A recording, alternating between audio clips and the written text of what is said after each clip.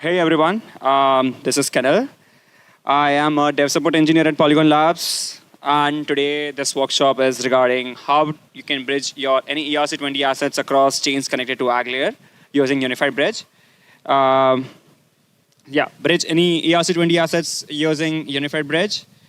And this is the whole architecture for that. Like before diving deep into this architecture, I would just like to explain how exactly it will work on a high level overview. So as soon as you, so it's the whole architecture where the Unified Bridge contract plays an important role, and Unified Bridge contract is deployed on L1 as well as all the L2s that are connected to AggLayer. And you can use those Unified Bridge contracts on all these L2s while bridging assets. So it's a copy of instance of all these L2s, of these contracts on L2s. So yeah, that's the whole architecture, and let's dive deep into it. Yeah, this is the whole flow on how will your transaction go through from each and every Merkle leaf nodes as well as Merkle tree roots. So let's say as soon as you bridge your assets, it will basically add a leaf to the local exit root tree. It's just a basic Merkle tree with 2 raised to 32 Merkle leaf nodes. And as soon as you bridge your asset, it will so bridge asset will contain all the information regarding your destination chain, your destination address, your token amount, token address, etc. So this information will actually be added into this Merkle leaf node, and it will basically hash the Merkle leaf nodes, two of the Merkle leaf nodes, and it will create a hash for that. And essentially, it will create a local exit root tree on the L2. So basically, it's just a hashing of leaf nodes on every local exit root tree of rollups. And at the end, it will update the global exit root tree node, which is on the L1. And this is how exactly you will verify that my asset is being bridged from L2s to other L2s or just from L1 to L2. So yeah, so as soon as you bridge your asset, it will add as a left node, and it will add it to the Merkle tree to the local of the local exit root tree, and it will update the local exit root as soon as a new bridge asset leaf node has been added. And next, this local exit root tree, not the tree, but this local exit root, it lies on the L2 or any layer 2 chains connected to AggLayer. So it just lies on the L2. But as of now, your L1 or your destination L2 doesn't know like what is exactly happening. So basically, you actually need to update the second root, that is rollup exit root. What is rollup exit root exactly? So basically, you have 5 layer 2s, for example, and there is a single rollup exit root for all these 5 layer L2s. And as soon as, so it's something like as soon as you add leaf nodes to multiple local exit tree roots, it will update multiple local exit tree roots, right? But there is only one root which is called rollup exit root, and it will update that rollup exit root to get synced with all the data and to basically be updated of this current state of the blockchain. So it will just update the rollup exit root. It is on the Polygon rollup manager.sol contract, which lies on L1, that is mainnet. And this again is just a rollup exit root. So it contains, you can say essentially that it contains the state proof or Merkle proof of all the L2s, but not, we are still yet to have the mainnet exit root here, which essentially contains all the information of all the rollups as well as L1. So, and here you actually get the data of my bridge asset, which is added on the layer 2. So yeah, here we come. So as soon as we add this rollup exit root, as soon as it updates the rollup exit root, and eventually it also updates the global exit root. Now what is global exit root? Global exit root is a root node of, for example, if you take a small example, global exit root is a root node of 2 lifts, that is rollup exit root and mainnet exit root. And mainnet exit root is basically root of all the bridge message or bridge asset leaf nodes of the mainnet or of the L1. And this rollup exit root is basically root of all the leaf nodes of all the local exit routes of all the rollups. It's pretty confusing, but all you need to know is like it's just putting a Merkle proof on the L1 so that any L2 can read it and actually claim the asset on the destination chain. Like it's just a proof, a Merkle proof that says that, hey, this asset was bridged on the source chain. Now it's ready to claim. Please claim on the destination chain. So it essentially just says that. So yeah, this is the whole architecture. I would not deep dive into it, but you just need to keep in mind that global exit route is the route that you need to get to claim the asset on the destination chain, because we are waiting for the L1 finality here. So yeah. Here are the code examples. I just go over through one code. I'm not sure if it will work because my PC is giving some issues. My laptop is giving some issues. So I just try it out by cloning my repository here.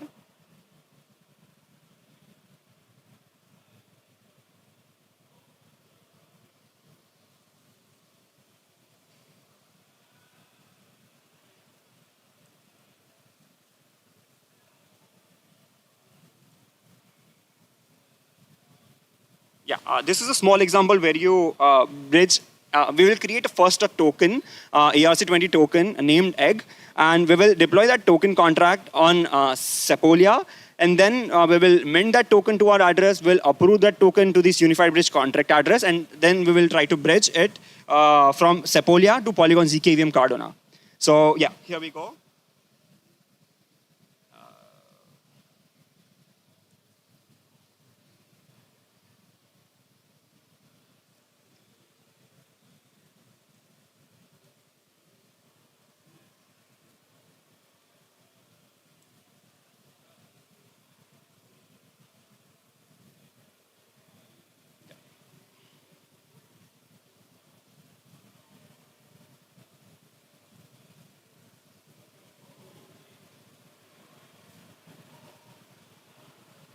I hope that is visible.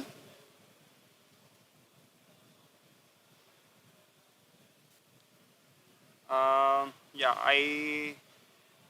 okay. I will be needing a couple of things. I think this might take time, and I think we are short on time. Let's try if we can.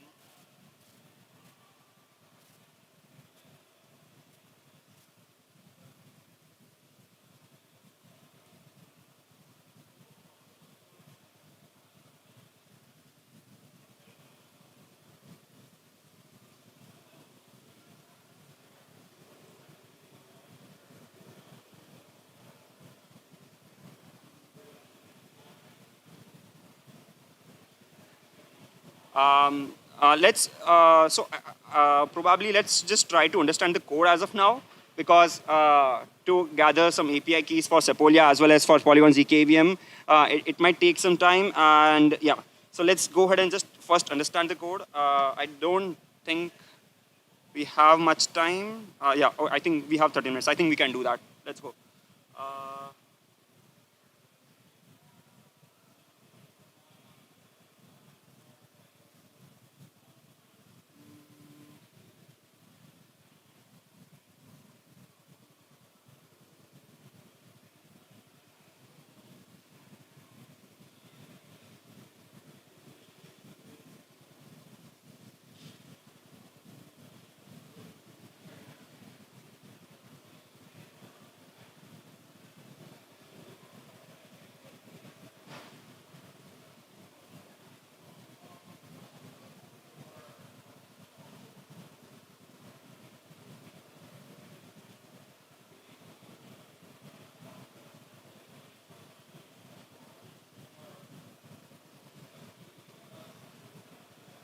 Uh, let's go ahead and grab some API keys to connect to our Sepolia as well as Polygon zkVM Cardona network.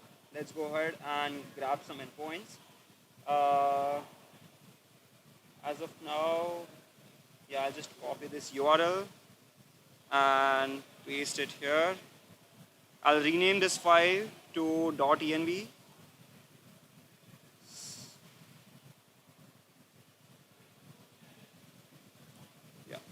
And I'll just grab this API key and also paste it over here, since we are using Polygon zkVM API of Alchemy. Yeah. I think we are good to go. Let's go ahead and see if we have some funds on, yeah, I think this should be enough. So let's go ahead and deploy our egg token contract. This is a simple contract, as you can see here. It's just an egg token contract with a mint functionality. So it's a simple contract. Let's just deploy it. Deploy. Yeah, and CJS. Yeah. What it will do is it will just deploy this contract on Sepolia network. So as you, oh no, I actually need to define the network first because we have a couple of networks in the hardhat config. We have Sepolia, we have Cardano as well as A-Star. So I think, okay, it will throw us some error, but yeah, we can run the command again. So essentially it will just deploy this contract to Sepolia network. Oh, strange. It deployed. I think it deployed on a local hardhat chain. So let's go ahead and deploy it on Sepolia network. Yeah. And then we will try to, yeah, here we are. So I'll just copy this contract address, which is of egg token contract. And in the Bridget file, I have a couple of things. I'll just try to explain it. Yeah, this is a token address that we need to bridge from source chain, that is Sepolia, to Polygon zkVM Cardano. So I just paste this token address here. This is a destination address. A destination address could be anything, any EVM address. And yeah, so basically, we have an array. So we need an ID to indicate what is the destination chain as well as what is the source chain. But in this case, in our case, it is not the chain ID, but it is a separate network ID that we have created. So for Sepolia, it's 0. For A-Star zkVM, sorry, for Polygon zkVM, it's 1. And for A-Star, it's 2. So yeah, just to indicate this network IDs. And yeah, so here is a source network array. I have just created an array to, to bridge asset on the source chain, as well as to claim asset on the destination chain. You need a provider for both of them to interact with the contract of bridge asset, so of the unified bridge. So we need provider for both of them. So I have just defined it here.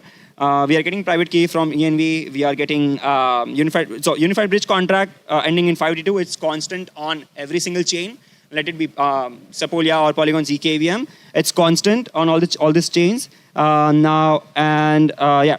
So source network ID is basically 0. For our case, we just deployed the contract on Sepolia, so it's 0. And we'll be bridging this asset to the destination network with having ID 1, that is Polygon zkVM Cardano. So basically, yeah, this is destination network ID, destination network address, token contract address, token amount that we want to bridge. And yeah, I think that's it. Now, what we do is we just create a provider, we just create a wallet, essentially to sign the transaction, and then we create a bridge contract instance. That is unified bridge contract instance. We provide unified bridge contract address, unified bridge ABI, as well as the wallet to sign the unified bridge contract address. Transaction.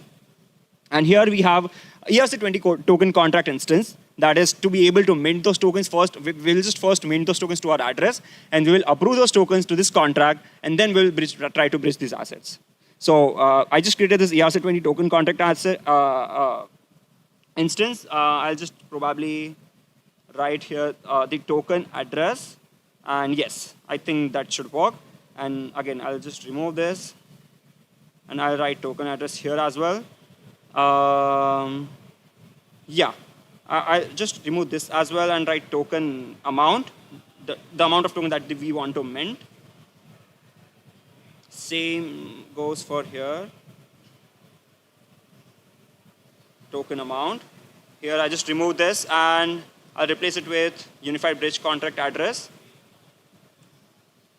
Yes. So essentially what we're doing here is we are first minting those tokens to our address. That is the oh, my bad. This should not be token address, but this should be our address. So I'll just copy my address and paste it here in the string format. Yeah. So first we're minting those tokens, the egg tokens, along with the token amount to this address, that is my address. And the token amount is basically, so it's 18 decimal token. So since we need to mint one token, let's put 18 zeros here first. I'm not sure how many it was. Yeah, now we have 18 decimals here. And I think we are good to go. Yes, token approved, bridge contract, and yes. So let's first try to, so this running the script will essentially mint those tokens to this address and with the token amount as 1. And it will also approve the unified bridge contract to spend those tokens on our behalf. So yeah, let's go ahead and try to see if this works.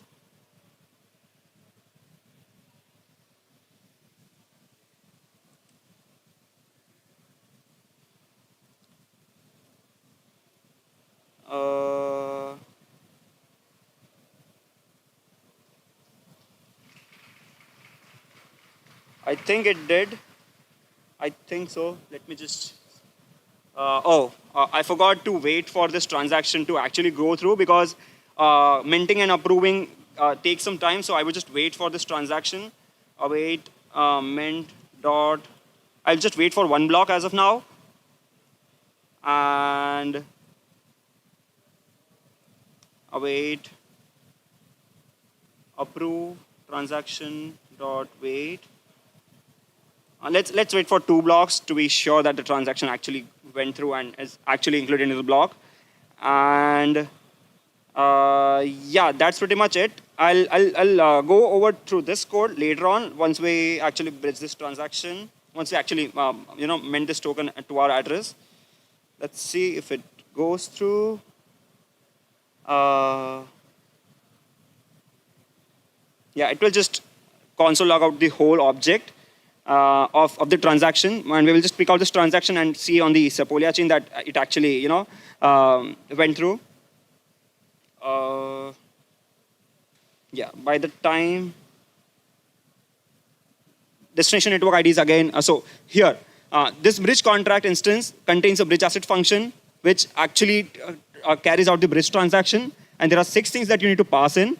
That is destination network ID, destination address, token amount, token address, and force update global exit route. So what this force update global exit route does is, if you put it as true, it will immediately update the global exit route on the L1. So otherwise, it will do it periodically. So if you want to force update it, you can do that too, but it will actually take some more gas fees, but not that much. But yeah, so it will update the force global exit route on the L1 so that you don't have to wait for this for periodically. So there is a bridge service API which is periodically updating this force global exit route on the L1, and the L2 is reading this data and actually sees if the if the transaction is ready to be claimed. So yeah, you can do that by just putting the flag as true. Yeah, as you can see, yeah, tokens just bridge transaction just went through. I just copy this address and see on portal.polygon.technology.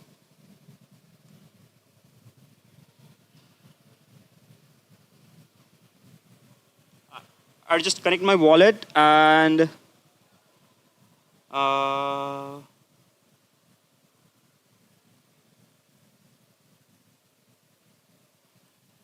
yeah, I'll switch to the testnet to Sepolia.